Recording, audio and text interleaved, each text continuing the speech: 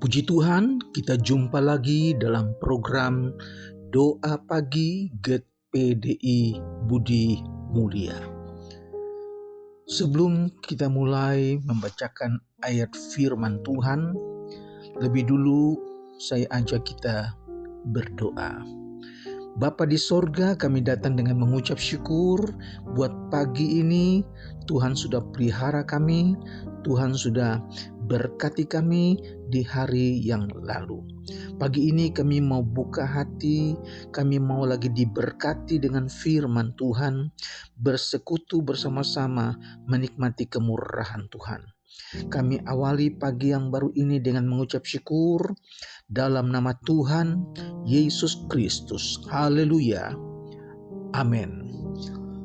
Puji Tuhan, saudaraku, salah satu hal yang penting bagi orang-orang percaya, khususnya orang tua, yang mempunyai kewajiban untuk mendidik anak-anak mereka, sehingga anak-anak itu dapat menjadi generasi yang takut akan Tuhan dan generasi yang mengasihi Tuhan. Ini akan menyelamatkan keturunan orang-orang percaya dari bahaya kehancuran moral yang buruk karena pengaruh kuasa si jahat, kuasa dosa yang begitu kuat. Banyak orang tua atau keluarga-keluarga Kristen yang menyesal karena mereka gagal mendidik anak-anak mereka, karena mereka salah mendidik anak-anak mereka. Saudara, dalam perjanjian lama, Allah berpesan kepada umatnya yang dia kasihi. Keluaran pasal 19 ayat yang kelima dikatakan, jadi sekarang jika kamu sungguh-sungguh mendengarkan firman-Ku dan berpegang pada perjanjian-Ku, maka kamu akan menjadi harta kesayangan-Ku. Haleluya, saudara-saudara. Tuhan mau jadikan kita harta kesayangan Tuhan, dan kita ini memang adalah milik Tuhan, tetapi kita harus berpegang pada perjanjian Tuhan. Kita harus melakukan firman Tuhan, kita harus taat kepada firman Tuhan, maka kita akan Tuhan jadikan harta kesayangannya. Haleluya. Dalam Roma pasal 12 ayat 2, firman Allah mengingatkan supaya janganlah kamu menjadi serupa dengan dunia ini, tetapi berubahlah oleh pembaharuan budimu, sehingga kamu dapat membedakan manakah kehendak Allah, apa yang baik, yang berkenan kepada Allah, dan yang sempurna. Puji Tuhan, saudara-saudara. Firman Tuhan terlalu banyak, nasihat-nasihat yang harus kita baca dan harus kita lakukan, sehingga kita dapat melihat anak cucu kita menjadi anak-anak cucu yang diberkati Tuhan. Haleluya. Nah, bagaimana cara kita mendidik anak? Bukan hanya kita jejali mereka dengan uang, dengan kesenangan-kesenangan yang dimiliki oleh orang tua, tetapi yang terutama adalah mendidik anak-anak mereka sesuai dengan firman Tuhan. Dan banyak firman Tuhan yang mengajar kita orang-orang tua bagaimana kita harus mendidik anak-anak kita menjadi anak-anak yang diberkati Tuhan. Haleluya. Dalam Amsal pasal 29 ayat 17, didiklah anakmu, maka ia akan memberikan ketentraman kepadamu dan mendatangkan sukacita kepadamu. Puji Tuhan, saudara-saudara. Sesuatu hal yang membuat orang tua menjadi tenteram hal-hal yang membuat orang tua menjadi sukacita di usia tua ketika dia dapat mendidik anak-anak mereka di dalam takut akan Tuhan, di dalam cinta mengasihi Tuhan. Haleluya. Ayat yang ke-15, tongkat dan teguran mendatangkan hikmat, tetapi anak yang dibiarkan mempermalukan ibunya. Salah satu cara yang Tuhan ajarkan melalui firman Tuhan yaitu dengan tongkat, dengan teguran, dengan menasehati anak-anak. Itu akan membuat hikmat. Tetapi kalau anak-anak itu dibiarkan, maka anak-anak itu akan mempermalukan bukan hanya ibu, tetapi ayah, tapi juga seluruh keluarga. Ayat ini menasehati tentang anak-anak yang tidak dididik, tidak didisiplinkan, tidak dikendalikan oleh orang tuanya, sehingga di kemudian hari akan mempermalukan orang tuanya dan akan merusak diri mereka sendiri. Kadang-kadang kata-kata, kadang-kadang teguran saja tidak cukup. Pada saat lain kata-kata itu harus disertai dengan tongkat disiplin yang tegas. Orang tua harus tega menggunakan rotan, yaitu teguran-teguran keras, nasihat-nasihat yang tegas, sehingga anak-anak itu menjadi anak-anak yang taat. Haleluya. Amsal 13 ayat 24 katakan, siapa tidak menggunakan tongkat benci kepada anaknya, tetapi siapa mengasihi anaknya menghajar dia pada waktunya. Saudara, kalau orang tua mengasihi anaknya, dia harus mengambil tindakan yang keras, disiplin yang keras, ada kalanya rotan.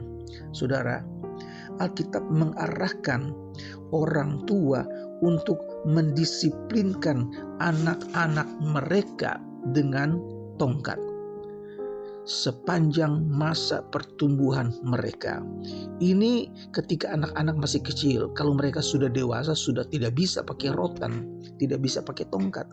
Kita pakai tongkat tetapi kita pukul dengan kasih. Saudara-saudara, memukul anak-anak hanya boleh manakala si anak dengan sengaja tidak mau taat atau memberontak terhadap orang tua. Pengaruh-pengaruh dunia, pengaruh pergaulan yang buruk membuat anak-anak tidak menghargai orang tua, bahkan memberontak kepada orang tua. Bahkan nubuat di akhir zaman dalam Timotius bahwa anak-anak akan memberontak terhadap orang tua, itu sudah dinubuatkan akan terjadi. Jadi tujuan pukulan hanyalah meniadakan kebebalan, pemberontakan, dan sikap tidak hormat anak-anak kepada orang tua. Jadi tidak selalu orang tua harus menggunakan rotan. Ada waktunya. Ketika anak-anak itu menjadi anak-anak yang tidak taat, yang tidak disiplin, yang memberontak, maka orang tua perlu menggunakan rotan, perlu menggunakan tongkat. Saudara-saudara, maksudnya tongkat ini bukan kayu yang besar, sejenis tongkat yang kecil tapi dapat menyakitkan kalau dipukul di tempat yang tepat, bukan dipukul di kepala, bukan saudara-saudara, itu akan mencelakakan anak-anak.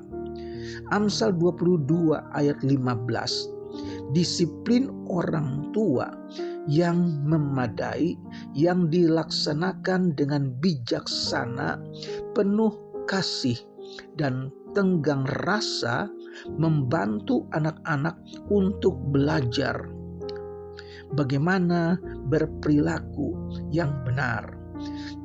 Bagaimana anak-anak itu dapat menjadi anak-anak yang taat.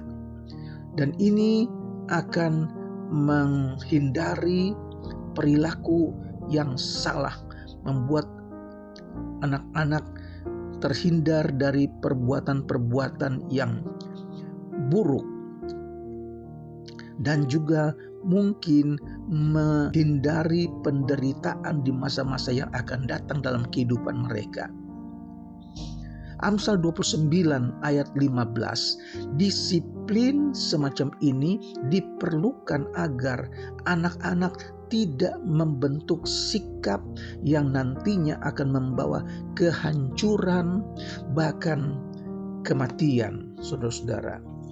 Dalam Amsal 19 ayat 18, hajarlah anakmu selama masih ada harapan, tetapi jangan engkau menginginkan kematiannya.